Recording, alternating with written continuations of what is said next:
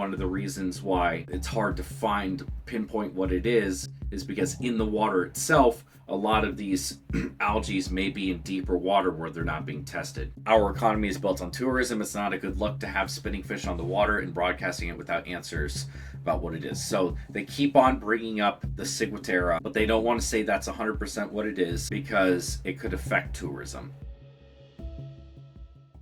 Heard it before, but some new stuff has come out about these spinning fish down in the Florida Keys, and it's basically exactly what I thought. And it's only a matter of time until it's actually like recognized that this is what it is. So I figured we'd go over it. My day's going pretty good. How about yourself? In the shimmering blue waters of the Florida Keys, along the jewel of Florida's southern coast, a mystery lurks beneath the surface. Fish with the spins, flipping and spinning without stop. In my lifetime of dives, I've never seen any behavior like this from fish at all. Diver Greg Furstenworth first observed it last year and soon learned the fish, including the small-toothed sawfish, which can grow up to 16 feet, were dying. Scientists are struggling to understand why. Jen, I'm doing pretty good. Unprecedented. They How about do yourself? not spin like this. They do not behave like this. This is not normal behavior at all. That highly unusual behavior has been seen in more than 40 species, according to Florida Fish and Wildlife. Necropsies on dead fish have revealed no sign of a pathogen or bacterial infection.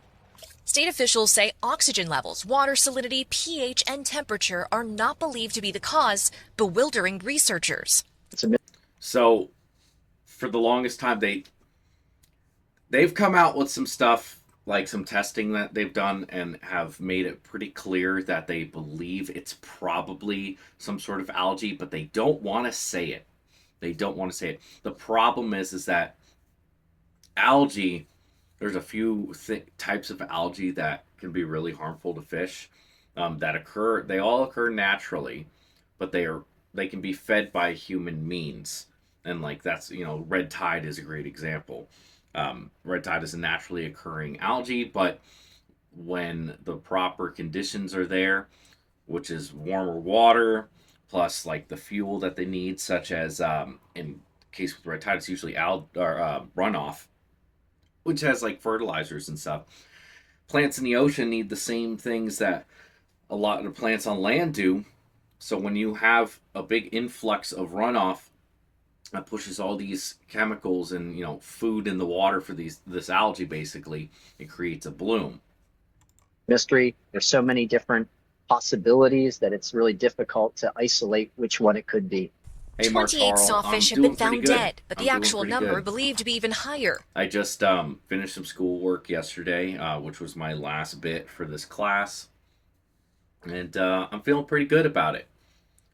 Hopefully I'm going to get an A. I had an A in my last week, so as long as the final project and everything went well, I should have an A. So I'm doing pretty good. Went and spent the day at Wikiwachi yesterday, which is nice. Saw some manatees and otters and stuff, and it's always nice to chill out in the sun. A blow to this critically endangered species that was early in its road to recovery. So to see these animals dying could be a major setback. We want to get to the bottom of it and figure out a way to come back from this. Fisheries in the Florida Keys remain open, though state officials say swimming where dead fish are observed isn't recommended. Why do we need to protect the ecosystem and the fish that live here? It's very special. That's Future kind of a dumb generations need to be able question. to appreciate it the same way I did. Marissa Parra, NBC News, the Florida Keys. Why do we need to protect the water? Aren't the fish only there for us to eat? I know she doesn't sound that dumb, but it's kind of a dumb question. All right, so a leading suspect has emerged. I don't know how long you guys have been following me covering this story, but I said this towards the beginning was probably some sort of algae, and then there was some stuff that came out where like we're finding higher levels of this certain type of algae. I say this whole sawfish issue is devastating and so heartbreaking. What's even more disturbing is the assholes who cut the rostrum of the beaching animals that are still alive. Really? Was that something that was happening? Do you have a link to that? Because I have not seen that at all. I'm not saying, I believe you, but, is that really a thing that's happening? I would like to see that. I'll look into that in a sec. Actually, let's see. are people cutting sawfish rostrums in Florida. This was in February. Okay. NOAA's Office of Law Enforcement is conducting an investigation involving the death of an endangered small-toothed sawfish near Key West, Florida. Multiple witnesses reported sawfish that appeared to be unhealthy and struggling to swim, ultimately beaching itself on a sandbar. Gratefully doing this live chat on the issue. Well, I definitely wanted to go live, and then I ran into this and figured we'd do a little bit more of a deep dive, because this is something that should not go away, because the problem is that if this goes away naturally, there's a good chance that it'll stop being talked about altogether, and that's not something we can do. We got to at least keep it out there and make sure that something comes of this. Multiple witnesses reported that it appeared unhealthy and struggling to swim, ultimately beaching itself on a sandbar. Discovered the sawfish missing its rostrum. On January 31st, 2024, the animal was found along a shallow flat along Geiger Key near Key West. Officials believe the rostrum was removed between the evening of January 30th to the morning of January 31st. NOAA is asking for any information about the person who caused the injury to sawfish and or removal of the rostrum. We are offering a reward of $20,000 for information leading to the criminal conviction and assessment of a civil penalty. Call the NOAA Enforcement Hotline. Tips may be left anonymous. Blah, blah, blah. Okay, I did not know that. Well, thank you for pointing that out, because I hadn't heard about that, and I tried to keep up on this. And this wasn't really a big news story. How did you find out about this? Oh. Okay, never mind. It was all over the place in February, apparently.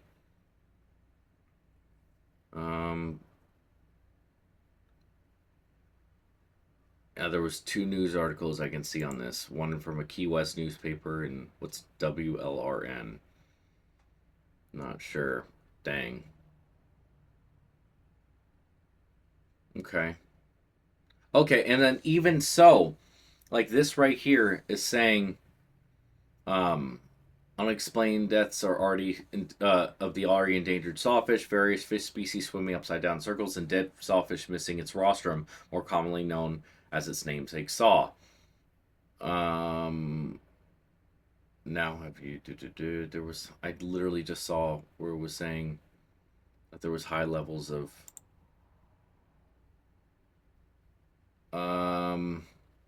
no virus, parasites, or organ abnormalities were found in fish samples that were examined, according to the Bonefish and Tarpon Trust. No red tide was found in water samples, and Florida Department of Environmental Protection did not detect common contaminants. The toxin behind Ciguatera has been found in some water samples taken from the abnormal behavior occurred. So this has been, so the Ciguatera has been found for a while now in the area. But anyway, thank you for pointing that out. Now going back, 8 months into scientists' hunt, some think a primary suspect has emerged. Toxins from algae colonizing the seafloor may be causing neurological issues for some fish species. Fishermen noticed bizarre behavior back in October, according to Ross Bocek, fisheries ecologist from the Bonefish Tarpon Trust, nonprofit conservation and fishing group. When they shine their lights, fish would turn upside down and spin to the bottom, he said. Over the following months, Bocek,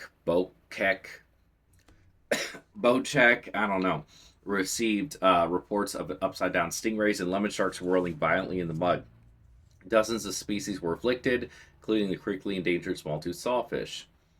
At least 47 sawfish have died, though the number is likely higher, said Michael Crosby, the president and CEO of Moat, a nonprofit marine lab and aquarium. The toll is profound, given that there may be just several hundred of the fish left in U.S. water. Well, there's like 650 breeding females, which is not a lot. An emergency response to rescue afflicted sawfish launched in early April involving government agencies and nonprofit partnerships. Meanwhile, scientists at several laboratories are trying to figure out what's causing the widespread distress of marine life. Recently, tests identified a cocktail of natural toxins in both seawater and tissues of some stricken fish. The hypothesis I'm working on at the moment is really that the combination of these various benthic algal toxins are coming together to create the phenomenon we're seeing, said Alison Robertson, a senior marine scientist at the Daphne Island Sea Lab. But that isn't confirmation, she added. The researchers don't know what caused the algae or toxin to proliferate. Plus, other experts are less convinced. I honestly don't think anything can be reasonably ruled out right now, Crosby said. What I don't get is that if you're finding these higher levels than normal of these types of algae, and I understand you can't like put 100% on something. It's not never a good idea until things are like 100% proven. But like, it seems like a pretty good lead that it's some sort of neurological thing which tends to be caused by certain types of algae. Whatever researchers ultimately conclude may determine what on dinner plates at. Blah, blah, blah. Okay, talking about Irma. Okay, in the record sea temperatures last year, mass die-off of corals. We've been bouncing from crisis to crisis here, Bocek said. Alison Delaschmidt, executive director of the fishing group called the Lower Keys Guide Association, said there's a lot at stake. Our economy is built on tourism. It's not a good look to have spinning fish in the water and broadcasting it without answers about what it is. Ow. See, that probably sounds more likely. Someone who wants to become a marine biologist, I hate the situation. Yeah, it's not a good situation at all. But what was just said here is part of the issue. Our economy is built on tourism. It's not a good look to have spitting fish on the water and broadcasting it without answers about what it is. That puts local scientists under intense pressure to deliver answers. So they don't want to say what it is or what they think it might be without 100% answers, because they don't want people to be like, oh, well, we're not going to go there because there's an algae bloom that's killing fish. I get it, but at the same time, like, that seems the most likely answer. I'm from the government. I'm here to help. My left ear yearns to learn. Oh, man. I'm from the government and I'm here to help. Is that your name? I'm from the government. I'm here to help. If that's what. Okay, I guess that. Yeah. Well,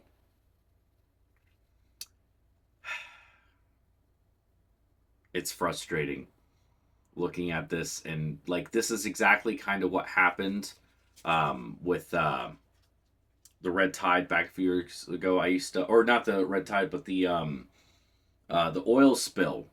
The Deepwater Horizons oil spill. I was working on a deep sea fishing boat at the time when that happened, and yes, the oil spill was out in the Gulf, but it wasn't as big of a deal where I was at in the Clearwater area. But yet, tourism just plummeted because people were freaking out about the oil on the beaches, saying that they were surprised to learn there wasn't oil all over the beaches. It's like, yeah, we didn't have any oil here, but tourism did take a hit. And same thing with the red tide. When the red tide came through, people thought it was the entire state that had it, and it was only sections. Now, of course, the sections where that was literally where I was, so tourism did take a hit, and you could, like, literally the entire, I think it was what, 2018, something like that.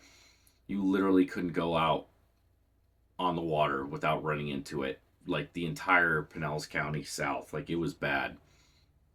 So, next question: is the algae to blame? It's been a tiring 8 months for Bocek, whose freezer at home is filled with dead fish he plans to send out for testing. He compared the effort to a final exam you forgot about and never studied for, and you have 2 hours to learn everything. When the work began, he said, the most likely explanation for the bizarre fish behavior did not pan out. Oxygen levels in the water were normal. There weren't any signs of red tide. Tests for pollutants found nothing out of the ordinary. Bocek figured the exposure was likely from the water when he removed spinning fish from the ocean and placed them in tanks with clean water.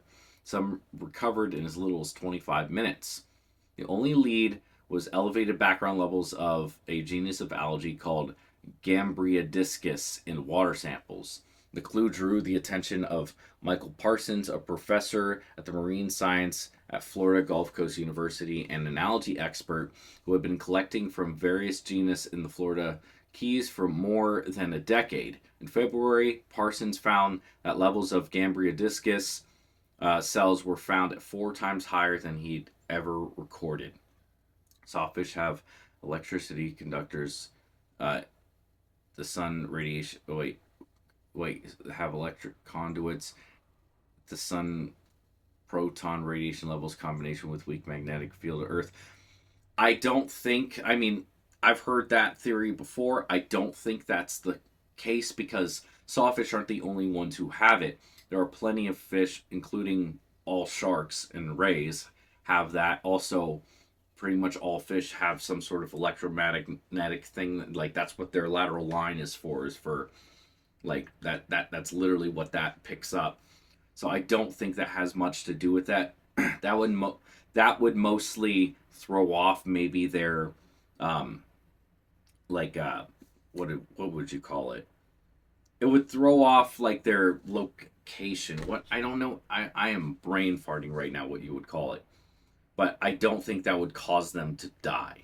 That's taking it a bit far because you would also see more than just the sawfish. You would see sharks because sharks rely on it a lot. Yeah, I think the algae definitely does it. The clue drew the attention of Michael Parsons, professor at the marine. Okay, so the Gambrinidiscus cells were about 4 times higher than he'd ever recorded. Yeah, the algae is definitely what I think it is. Robertson, an environmental toxicologist, reoriented her lab to respond to the crisis and has been working 7 days a week. She estimates her team have performed more than 5,000 analyses of algae, seawater, and the muscles, liver, kidneys, and stomachs from a variety of affected fish species. Her work has turned up toxins known to affect fish behavior as well as some new potential toxins that have never been seen before in the Keys. The things we're finding in benthic algae we're also finding in a lot of fish samples, Robertson said. She suspects a cocktail of toxins from seafloor algae, potentially from several species, are combining to cause the strange fish behavior. Though she said there is still no obvious smoking gun, the toxins could be interacting with the environmental toxins too, she said. Let's see. Thank you for find a link, but yes, it's true. What happened, a couple of X's might have been somewhere else along the Gulf, like Texas or Louisiana. What do you mean, couple of... Wait, happened a couple of X's? What? I'm sorry. I'm a little bit confused on that. Oh, yeah. How's everybody doing? If you guys aren't a part of the Discord, the link will be in the description down below. Go check that out. We have a good time there. And also, if you want to talk about this or you have something to say, you can jump into the chat and we can have a conversation on here as well. All right. So, efforts to save them. Okay. So, the Gambrinidiscus, this algae right here. Let's look at that a little bit. Short for times. Oh, gosh. A couple of times.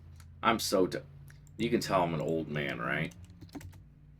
Gambrinidiscus. It looks like a little clam. Alright. So this is the type of algae that they're finding in high concentrations. Benthic dinoflagellate. So it is the type that creates ciguatoxin, ciguatera. Over 18 defined species and several ribotypes identified, found globally in tropical and subtropical waters. I'm 28. I know I'm not old, but I feel old. I slept on the bed wrong, and my back is killing me today. Produces ciguatoxins, which may lead to human illnesses, ciguatera poisoning, significant public health impacts, economic loss associated with health-related costs, and loss of productivity. Um, Gambrinidiscus species are anterposteriorly compressed dinoflagellates that are approximately blah blah blah blah. They create ciguatera poisoning. Okay. Um, all right, let's see. The temperature is a key factor controlling the CTX occurrence. And laboratory experiments investigating the influence of temperature on growth of various Gambrinidiscus species have been shown that most species exhibit maximum growth rates between 24 and 30 degrees Celsius.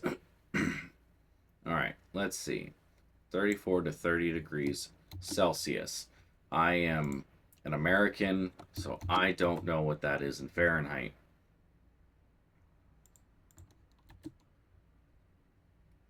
Is what in Fahrenheit? That is between. So that's 86, which is about the normal temperature, I believe. Wait. Hello, I have a question. If I'm 23 and I'm looking to get into wildlife conservation, eventually getting a degree in it specifically for vet med, what's a good way to get started in the field? So I'm currently in school for wildlife conservation. I am in Unity with Environmental University, which is an online school. It is based out of Maine. They also have a veterinary, like there's wildlife conservation, veterinary, and I forgot what else they do. But and again, I said I'm 28. I just started backup school again later last year, so like it's never too late to do that. It's not that expensive, and on top of that, it's not that hard, at least from everything I've done so far. If you're, working full time and can't really go into class and like your normal life stuff, I would suggest maybe looking into that. Again, Unity is just one of them. There's other schools that do it, but that's the one that's working out for me. And it's not that difficult. I mean, it's 5 weeks per class. I heard about Unity, but wasn't sure about the authenticity. But I'm considering, yeah, it's an authentic school. I was able to transfer my credits from some schooling I had done before, and so far so good. I mean, I haven't had any issues with it, and I haven't heard any real bad things about it. It's just an online school, so it's a little different than going into class. But I have like 30 people per class basically in these classes, so it's not bad. I get alerts on all things animals and do a lot of research when I find something interesting like this issue.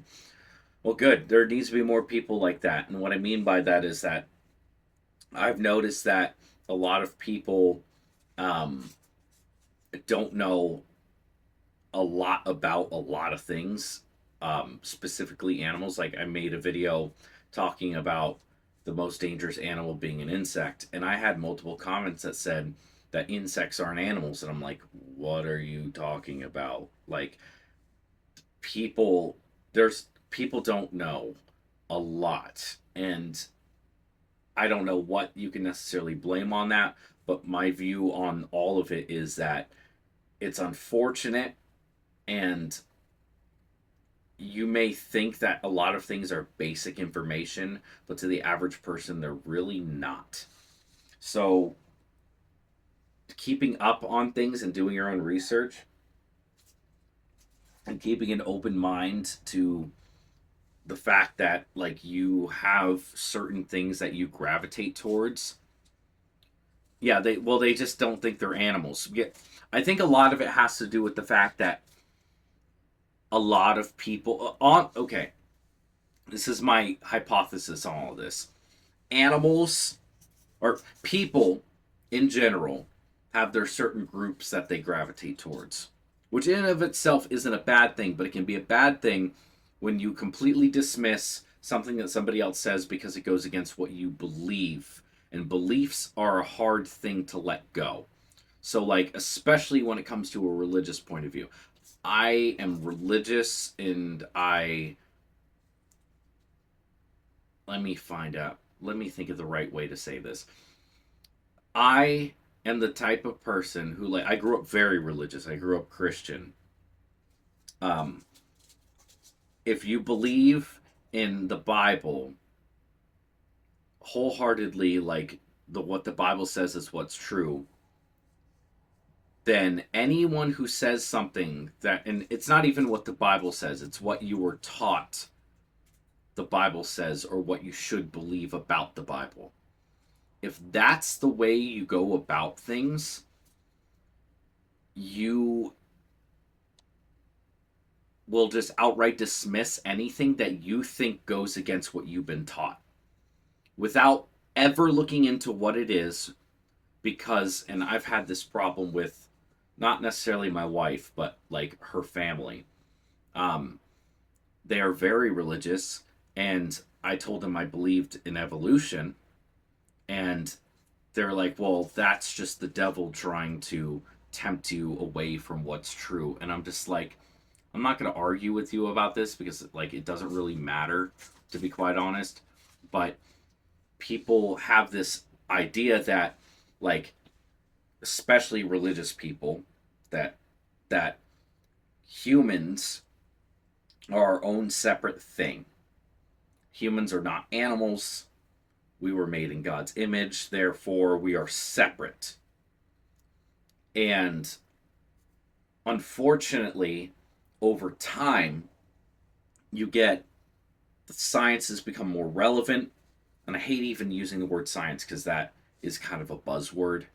But science has become more relevant, and not only more relevant, but like there are plenty of answers out there, and people go, well, it's just a theory. It's just a theory. Evolution is just a theory. It's not proven, blah, blah. Gravity is a theory. But unfortunately, because of that, there's plenty of people who don't believe in gravity. There's plenty of people who don't believe the earth is round. Like, there's all of these other little things that people will take bits and pieces of their religious text and be like, well, see, it says here that this, and because of that, I don't believe anything you're saying on this front. And when you get that, people will just automatically dismiss anything that is science. And so, with the insect thing, I guess it has to do with like created kinds or like that whole thing. Yeah, got the same talk. Then I explained how evolution worked to my parents when I was in middle school. Yeah, well, when I was in school, when I was a kid, I was taught that Adam and Eve rode dinosaurs, and that evolution, the big E evolution, where speciation occurs, is not true. But the little e is true, which is adaptation. And then when you actually look into it and learn more about it, you realize that it's the same thing. It's just over a wider period of time. So that's the problem with a lot of this, with the animal stuff. Like, people think that humans aren't animals. We're our own separate thing. And so animals are just like the way that we taxonomy works. A lot of people don't believe it. So it can be kind of difficult to have these conversations with people or put information out there, because as soon as you say something that somebody doesn't believe, they'll be like, that's not true. Do your research. The earth is flat. It's not, what about the firmament and all this stuff? And it's just like, you're just listening to what somebody else said and repeating it, and you don't actually know. So, like, I won't get into a debate with the flat earther, not because the thing is that there's a lot of the math and everything that goes into that I am not aware of. I will fully admit that. I don't know a lot of these, like the intricacies. If I got into a debate with a flat earther, I would probably be steamrolled. Not because I not know what I'm saying is, I know it's true, but there's a lot behind it that I couldn't give an answer to why they might say something, because I don't know the math. I should probably get into that more, but like, there's a lot of topics that I try to know at least a little bit about, and like evolution seems to be the one that I have a pretty good grasp and I have a pretty general knowledge of, and it's hard to, I don't know, it's hard because a lot of the times when you talk to somebody who's not of the scientific mind, it's usually a lot of, well, it looks like there's not like evidence. It's just like, well, that's not true, it's been disproven. It's like, well, where? Well, then they'll show you something from another creationist, and it's like, you kind of, if you fall back to scientific literature, people will be like, well, of course they would say that, they're paid to say that. And it's just like, oh, there's really no way to debate you on this, because you're so stuck in your ways, you're not going to change. If someone gave me the right, the evidence that I thought was, I could change my mind on it.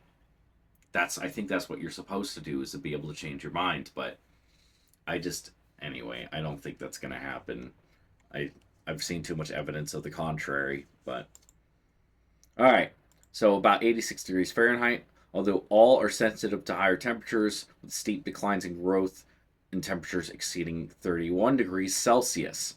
Thus, higher temperatures may favor growth of more thermal tolerant species, and promote establishment of species shown to be less tolerant in subtropical and temperate regions. Warm surface temperatures may also favor abundance of Gabriodiscus populations in deep water. So that's where I think it's important, because last year, surface level temps, Florida Keys. I was wondering if it could be caused by some type of parasite or fungus, because the involuntary spinning caused by neuro damage happens in some animals when they're exposed to or infested with certain, well, parasites or fungal infections. It could be, but the only thing that is really popping up is stuff that causes ciguatera. All right, so it was record last year, 101 degrees Fahrenheit surface temperatures. So this is saying right here, so last year, in July of last year, I was actually in the Everglades when this happened. The normal is near 85, but surface temperatures, not only that, but it bleached a bunch of coral. And what this is saying about this particular type of algae is that warm surface temperatures may favor increased abundance of this algae in deeper water. What's stigmatera? Ciguatera. Ciguatera is think about it like this. Red tide, that algae is K. brevis. K. brevis makes a toxin called brevetoxin. And brevetoxin is a type of neurotoxin. So that's one of the reasons that fish die when there's an algae bloom of red tide. They also die when all of the algae dies off. It sucks all the oxygen out of the water. And so they'll die from lack of oxygen. Ciguatera is another type of toxin that a different type of algae makes. And those algae primarily live around coral reefs. They can be caused by the coral being stressed out or bleached. It's just another type of algae that has another type of neurotoxin. So in the case with this, high levels of the Gabriodiscus algae, which creates ciguatera toxins, are being found. Like high levels of it are being found in these dead fish. And so part of what I was looking at was that they were saying that the growth rate of these algae, upwards of 85 degrees Fahrenheit, like they can explode. And that's like roughly the average water temperature down in the Keys. So like ciguatera grows pretty regularly there, like the temperature is perfect for it. But last year, on top of the coral bleaching, because there was 101 degree surface temperature, this is saying warm surface temperatures may also favor increased abundance of this type of algae in deeper water. Now, this is where I'm drawing everything in, because, let's see, when do sawfish live in deeper waters. All right. So, large sawfish are found close to shore in the spring and in deeper waters the rest of the year. So, live in waters warmer than 64 degrees Fahrenheit. Some sawfish live in shallow waters and move to deeper waters as they grow. So the big sawfish live in deep water most of the year. And such as wasting disease in moose deer, cordyceps fungus, and insects. Recent human, if yeah, I mean, there's a potential. There's no direct answer to what is causing this, but there's definitely the potential that it could be something like that. I can't say that there's not, because there definitely could be. But my point I'm trying to make here is that these sawfish live in deeper water for most of the year. They come shallow in spring. Last year, the surface level water temperatures hit 101 degrees in these areas, like highest they've ever been. So, which helps increase the algae, the Gambria discus algae, which creates ciguatera in deeper water. So my theory is that these sawfish tend to live in deeper water during most of the year. The high water temperatures have created a bloom of this algae offshore where these sawfish live for most of the year. And then to escape it, they're moving into shallower water because they're being seen when they're not normally found near shore, but they're being seen near shore when they're not usually there. So my theory is that they're trying to escape the high levels of this toxin that's in the water.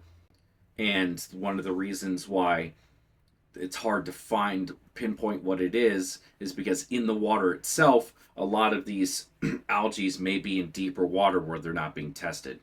I just worked those out. Cordyceps, the beginning of the apocalypse. What do you mean I just worked the... Hey, Ron, how you doing? But yeah, so that's my theory. Is it 100% accurate? Maybe there's more to it. I don't know. But so far, that's what it seems like to me. Is that's probably what it is. And then going back to this article right here, it's saying that, let's see, our economy is built on tourism. It's not a good look to have spinning fish on the water and broadcasting it without answers about what it is. So they keep on bringing up the ciguatera, but they don't want to say that's 100% what it is because it could affect tourism. And to me, that seems like it's probably what it is.